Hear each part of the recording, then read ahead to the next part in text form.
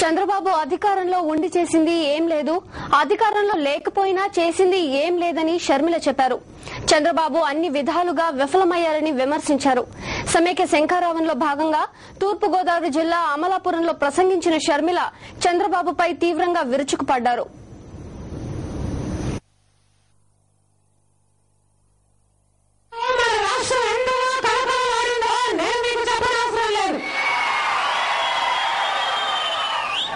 రైతులకైతే ప్రతి విషయంలోనూ మీరు భయపడాల్సిన అవసరం లేదు, నేనున్నాను అని అండగా నిలబడి ప్రతి రైతుకి భరోసా కలిగించారు. 7 గంటలు ఉష్ణ విద్యుత్ ఇచ్చారు, నీళ్లు ఇచ్చారు, మద్దతు ధర ఇచ్చారు, అవసరమైనప్పుడు ఇన్పుట్ సబ్సిడీ ఇచ్చారు, ఇంకా అవసరమైనప్పుడు నష్టపరిహారం కూడా ఇచ్చారు రాజశేఖర రెడ్డి గారు. అంతకుముందు చంద్రబాబు గారు రైతులకి మహిళలకి రూపాయికి వడ్డీకి పైగా రుణాలు ఇస్తే రాజశేఖర రెడ్డి గారు ముఖ్యమంత్రి అయిన తర్వాత రైతులకి మహిళలకి పాల వడ్డీకి రుణాలు ఇచ్చారు. మన రాష్ట్రంలో ఎంతో మంది మహిళలు అప్పటి వరకు బ్యాంకు మొఖం చూసి ఎరుగని మహిళలు కూడా బ్యాంకు వరకు వెళ్లి డబ్బులు తీసుకుని ఆర్థికంగా స్థిరపడిన రోజులవి. విద్యార్థుల గురించి అయితే రాజశేఖర రెడ్డి గారు నిజంగానే ఒక తండ్రిలాగా ఆలోచన చేశారు. పేదరికం కారణంగా ఎవరి చదువులు ఆగిపోకూడదని మీరు ఏది కావాలంటే అవి చదువుకోండి, మీరు డాక్టర్ అవుతారా, మీరు ఇంజనీర్ అవుతారా, మీరు ఎంబీఏ చేస్తారా, మీరు ఎంసీఏ చేస్తారా, మీరు ఏది కావాలంటే అవి చదువుకోండి, ప్రభుత్వమే చదివిస్తుందని భరోసా కల్పించారు. మన రాష్ట్రంలో లక్షల కొద్ది విద్యార్థులు ఉచితంగానే పెద్ద చదువులు చదువుకుని ఈరోజు లక్షలంగా ఉద్యోగాల్లో స్థిరపడ్డారు.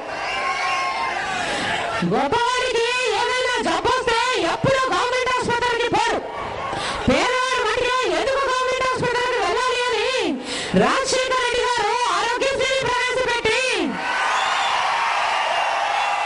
పేదవాడు కూడా గొప్పవాడిలాగా కార్పొరేట్ హాస్పిటల్కి పోయి తలెత్తుకుని వైద్యం చేయించుకోగలగాలని రాజశేఖర రెడ్డి గారు ఆరోగ్యశ్రీ ప్రవేశపెడితే మన రాష్ట్రంలో లక్షల కొద్ది ప్రజలు లక్షల విలువ చేసే వైద్యాన్ని ఉచితంగానే పొందారు. కుయ్ కుయ్ కుయ్ కుయ్ అని ఫోన్ చేసిన 20 నిమిషాలకు వచ్చేసేది 108. 108 అయితేనేమి, 104 అయితేనేమి, అభయ హస్తం అయితేనేమి, ఏ పథకాన్ని తీసుకున్నా రాజశేఖర రెడ్డి గారు అద్భుతంగా చేసి చూపించారు.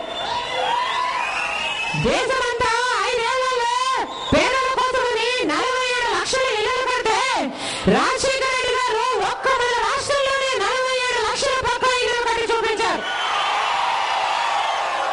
చంద్రబాబు గారు 16 లక్షల మందికి పెన్షన్లు ఇస్తే రాజశేఖర రెడ్డి గారు 71 లక్షల మందికి పెన్షన్లు ఇచ్చారు.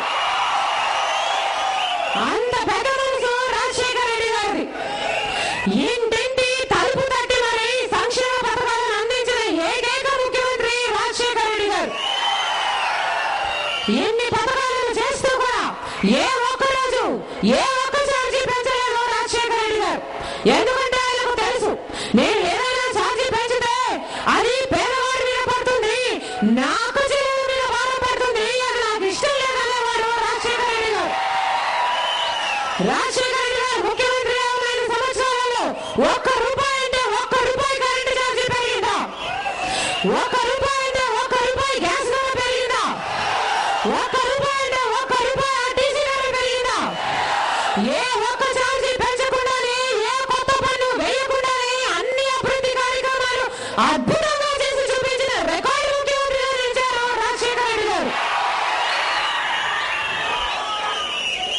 మన దురదృష్టం కొద్దీ ఆయన వెళ్ళిపోయారు. ఇప్పుడు అధికారంలో ఉన్నది ఒక దుర్మార్గపు కాంగ్రెస్ ప్రభుత్వం.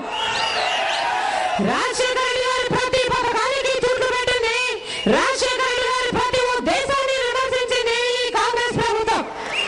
సంక్షేమానికైతే పూర్తిగా పాడి కట్టింది, అభివృద్ధిని అడ్డగించింది ఈ కాంగ్రెస్ ప్రభుత్వం.